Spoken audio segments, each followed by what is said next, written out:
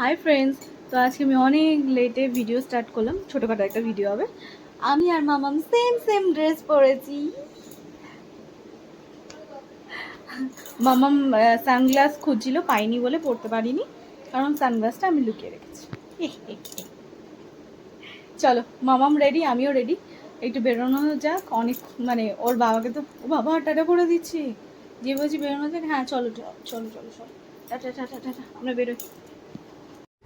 আর আমাদের যেখানে যাওয়ার ছিল আমরা সেখানে চলে এসেছি। এটা হচ্ছে সরসোনা কলেজের পাশেই। আর এখানে আসার সময় বিপ্লব আমাকে বলেছিল যে এখানে একটা রেস্টুরেন্ট আছে, ওখানে আমরা প্রায় যাই বা এখানেও আসি। ঠিক আছে, এই দুটো জায়গায় যাই, রেস্টুরেন্টে যাই আর এই দোকানটায় আসি।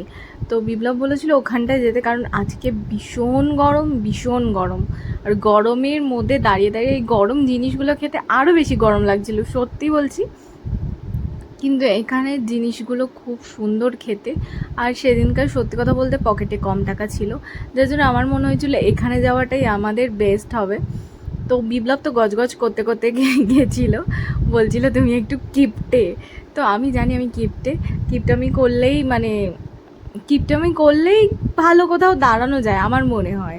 যখন অল্প আছে, ঠিক আছে, অল্প দিয়ে অল্প কিছুই খাওয়া উচিত আমার মনে হয়। তো আমরা গেছিলাম, ওখানে গিয়ে আমরা এই যে পাস্তাটা নিয়েছিলাম, এত দারুণ ছিল পাস্তাটা, কিন্তু গরমে না ঘামিয়ে পুরো একাকার অবস্থা হয়ে গেছিলো। আর এটা কুল্লার পিৎজা বলে, যেটা আমি শুনলাম নামটা।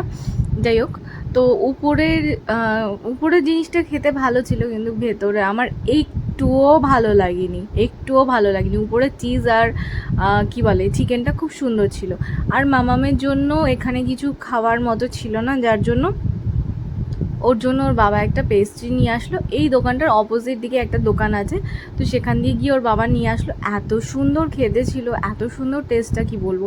তো যাই হোক, আমাদের খাওয়া দাওয়া কমপ্লিট, এখন যাচ্ছি আমরা বাড়ির দিকে।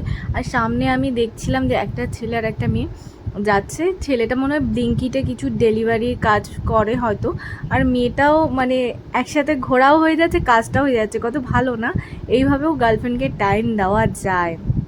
এটাই আমি আমার বরকে বুঝিয়ে পাওয়া মানে পারি না, যে কাজের ফাঁকেও বউকে টাইম দিতে হয়। দেখো দেখো, এদের দেখে শেখো। তো যাই হোক, চলো টাটা, পরের ব্লগে দেখা হচ্ছে।